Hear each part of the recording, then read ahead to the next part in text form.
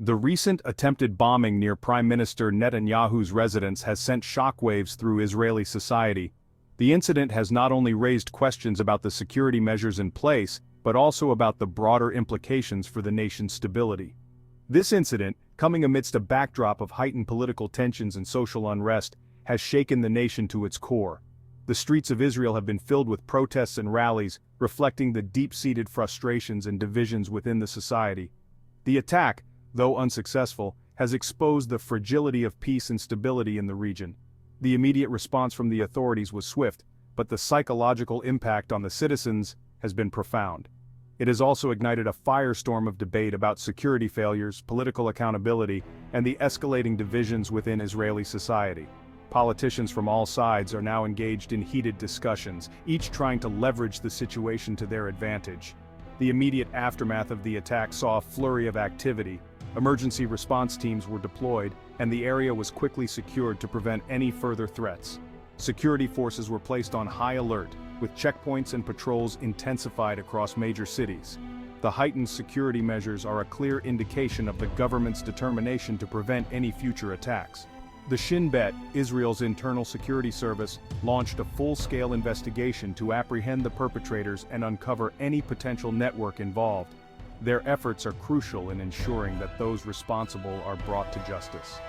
The attack has left many Israelis feeling vulnerable and questioning the effectiveness of their security apparatus. Public confidence in the government's ability to protect its citizens has been severely shaken. The attack has also further inflamed the already volatile political climate. Demonstrations and counter-demonstrations have become a common sight, with each side blaming the other for the current state of affairs. Right-wing factions have seized on the incident to call for even tougher security measures and a crackdown on dissent. They argue that only a strong and uncompromising approach can ensure the nation's safety. They accuse the opposition of inciting violence through their criticism of the government. This blame game has only served to deepen the divisions within the political landscape.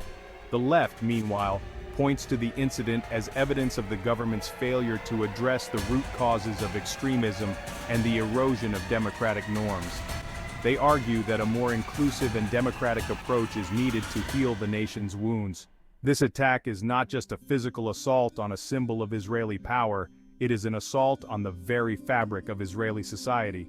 The Prime Minister's residence, a symbol of national leadership, now stands as a reminder of the vulnerabilities that exist. It has exposed the deep fissures that run through the nation, threatening to tear it apart from within. The challenge now is for the nation to come together, to find common ground, and to work towards a more secure and united future. In the wake of the attack, Defense Minister Yair Gallant's scathing criticism of the judicial system has added fuel to the already raging fire. His words have resonated deeply within certain factions of the government and the public, igniting a fierce debate about the balance of power in Israel. Gallant, a staunch ally of Netanyahu, accused the courts of being out of touch with the realities of security threats facing Israel. He emphasized that the judiciary's decisions often seem disconnected from the on-the-ground challenges that security forces face daily. He argued that their rulings, often seen as favoring individual rights over national security concerns, were hampering the government's ability to effectively combat terrorism. Gallant's statements have brought to light a long-standing tension between the need for security and the protection of civil liberties. Gallant's outburst, while shocking to some, reflects a growing sentiment within the right-wing camp. Many of Netanyahu's supporters believe that the judiciary has overstepped its bounds, prioritizing legal formalities over the safety of the nation. They view the judiciary as a bastion of liberal elites who are more concerned with legal technicalities than with the safety and security of ordinary Israelis. This perspective has fueled a broader movement advocating for judicial reforms to curb what they see as judicial overreach. They argue that the courts have become too powerful and that their activism is undermining the elected government. This belief has led to calls for legislative changes that would limit the judiciary's ability to overturn government decisions. This attack, according to Gallant and his supporters, is a direct consequence of the judiciary's overreach. They claim that the court's decisions have created vulnerabilities that terrorists are exploiting. They believe that the court's lenient approach towards security offenses, Their emphasis on due process, even for suspected terrorists, has created an environment of impunity that emboldens attackers. This viewpoint suggests that a tougher stance on security issues is necessary to prevent future attacks. Gallant's criticism, however, has been met with fierce opposition from the left and those who defend the independence of the judiciary. Critics argue that his comments are an attempt to shift blame and distract from the government's own failures in preventing the attack. They accuse him of using the attack as a pretext to undermine the rule of law and consolidate power. These opponents warn that weakening the judiciary could lead to unchecked governmental authority and a decline in democratic accountability. They warn that his words are a dangerous erosion of democratic norms and could lead to a slippery slope towards authoritarianism. The debate over the judiciary's role in Israel is not just a legal issue, but a fundamental question about the nature of democracy and governance in the country. As the nation grapples with these complex issues, the future of Israel's judicial system and its impact on national security remains uncertain. The outcome of this debate will shape the country's legal and political landscape for years to come. Opposition leader Yair Lapid has responded to the attack by putting immense pressure on the Shin Bet. His response has been swift and unrelenting as he calls for accountability and transparency from the nation's top security agency. He demands a thorough and transparent investigation into the security lapse that allowed the attack to occur. Lapid insists that only a comprehensive inquiry can restore public confidence and ensure that such a breach does not happen again. Lapid has questioned the Shin Bet's competence, suggesting that they were either caught off guard or failed to connect the dots that could have prevented the attack. He points to previous warnings and intelligence reports that, in his view, were not adequately acted upon. Lapid's stance reflects the opposition's broader criticism of the Netanyahu government. They argue that the administration's priorities are misplaced, focusing more on political maneuvering than on the essential task of safeguarding the nation. They argue that the government has been too focused on its own political survival and advancing its right-wing agenda, neglecting crucial aspects of governance, including national security. This, they claim, has left the country vulnerable to threats that could have been mitigated with better leadership and foresight.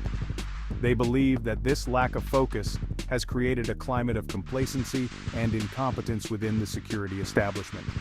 The opposition contends that the Shin Bet, once a revered institution, is now struggling under the weight of political interference and mismanagement. Furthermore, Lapid accuses the government of politicizing the security apparatus. He claims that the Shin Bet is being used as a tool for political gain, rather than for its intended purpose of protecting the nation. He argues that Netanyahu and his allies are more interested in using the Shin Bet for their own political ends, such as silencing dissent and targeting political opponents, than in ensuring the safety and security of all Israelis. This, he asserts, is a dangerous precedent that undermines the integrity of the security services. This, according to Lapid, has eroded the public's trust in the Shin Bet and compromised its effectiveness. The agency's ability to function without bias and with full public support is crucial, and Lapid warns that this trust is now at risk. The pressure from Lapid and the opposition is mounting, forcing the Shin Bet to operate under intense scrutiny. Every decision they make is being dissected, and the agency is under constant watch to ensure that it adheres to the highest standards of accountability. Every move they make, every lead they pursue, is being watched and analyzed, with the potential to further inflame the political situation. The stakes are high, and the Shin Bet's actions in the coming days will be critical in determining both their reputation and the broader political landscape in Israel. In the midst of the political blame game, Avigdor Lieberman, leader of the Yisrael Beitenu party, has emerged as a voice of support for the police and security forces. Lieberman, known for his hawkish views and often scathing criticism of Netanyahu, has called for unity and urged all sides to refrain from politicizing the attack. Lieberman's stance has resonated with a segment of the Israeli public that is weary of the constant political infighting.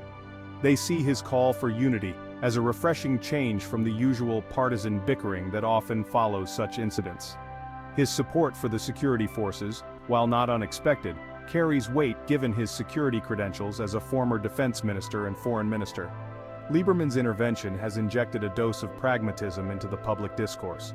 He acknowledges the gravity of the situation and the need for a thorough investigation. while also emphasizing the importance of allowing the security forces to do their job without undue political interference. However, it remains to be seen whether Lieberman's call for unity will be heeded.